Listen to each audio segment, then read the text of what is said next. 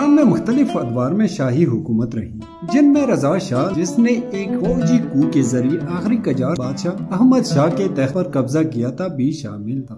پھر اس کا بیٹا محمد رضا شاہ پہلوی، جو کہ 1941 سے 1979 تک بادشاہ رہا، ایران کا آخری شہنشاہ تھا۔ رضا شاہ کی دور حکومت میں انگریزوں اور روس کے ایران میں مداخلت، جیل بھریوں اور اقلیتوں کے حقوق کی ناپسندی کے باعث ایرانی عوام کی آوازیں بلند ہوئیں۔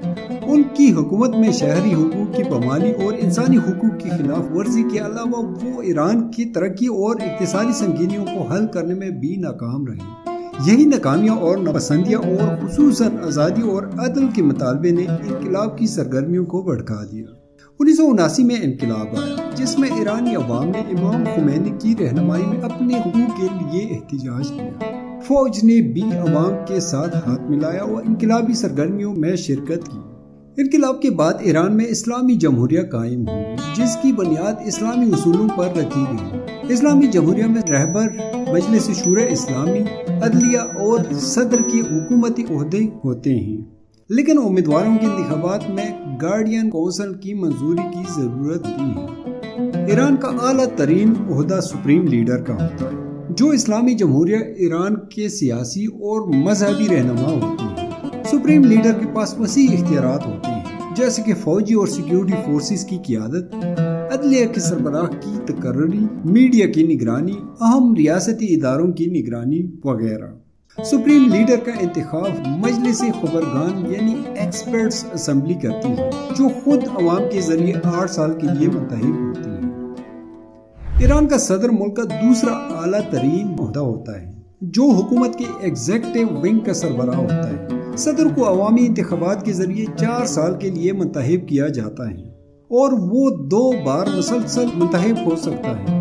صدر کی ذمہ داریوں میں ملکی اور بین الاقوامی پالیسیز کا نفاذ، کابینہ کی تشکیل، ملکی ترقیاتی منصوبے اور اقتصادی پالیسیاں شامل ہیں۔ ایران میں صدارتی انتخابات کا نظام دیگر ممالک کی جمہوریتوں کے مقابلے میں کچھ مختلف ہے۔ ایران میں باضابطہ طور پر پارٹی نظام نہیں ہے، جیسا کہ مغربی ممالک میں دیکھا جاتا ہے، لیکن انتخابی عمل میں مختلف سیاسی گروپس اور دھڑوں کی موجودگی اہم کردار ادا کرتی ہے۔ ایران کی پارلیمنٹ کو مجلس شورا اسلامی کہا جاتا ہے، جو کہ عوامی نمائندوں پر مشتمل ہوتی ہے۔ یہ نمائندے براہ راست عوامی انتخابات کے ذریعے 4 سال کے لیے منتخب ہوتے ہیں۔ قانون سازی، بجٹ کی منظوری، حکومتی پالیسیوں پر نگرانی مجلس کی اہم ذمہ داریاں ہیں۔ ایکسپرٹس اسمبلی، یہ اسمبلی 88 ارکان یعنی 88 اسلامی جورسٹس پر مشتمل ہوتی ہے، جو براہ راست عوام کے ذریعے 8 سال کے لیے منتخب ہوتی ہے۔ مجلس خبرگان کا بنیادی کام سپریم لیڈر کا انتخاب اور نگرانی کرنا ہے۔ شورا نگہبان، گارڈین کونسل۔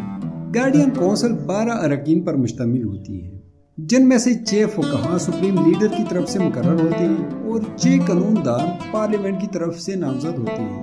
اس کونسل کا کام قوانین کی اسلامی اور آئینی مطابقت کی جانچ اور انتخابی امیدواروں کی منظوری ہے۔ عدلیہ، ایران کی عدلیہ کا سربراہ سپریم لیڈر کی طرف سے مقرر ہوتا ہے۔ عدلیہ کی ذمہ داری ہے کہ وہ اسلامی قوانین کے تحت انصاف فراہم کریں۔ عدلیہ میں مختلف عدالتیں شامل ہیں، یعنی سپریم کورٹ، پبلک اور ریولوشنری کورٹس اور کچھ دیگر اہم ادارے۔ یہ کونسل سپریم لیڈر کی طرف سے مقرر کی جاتی ہے اور اس کا کام پارلیمنٹ اور گارڈین کونسل کے درمیان تنازعات کو حل کرنا ہوتا ہے۔ یہ ادارہ ملکی پالیسیوں کی تشکیل میں مشورہ فراہم کرتا ہے اور سپریم لیڈر کو رپورٹ کرتا ہے۔ ایران کا حکومتی نظام ایک پیچیدہ اور ڈائیورس ڈھانچہ ہے، جس میں مذہبی اور جمہوری عناصر کا مجموعہ شامل ہے۔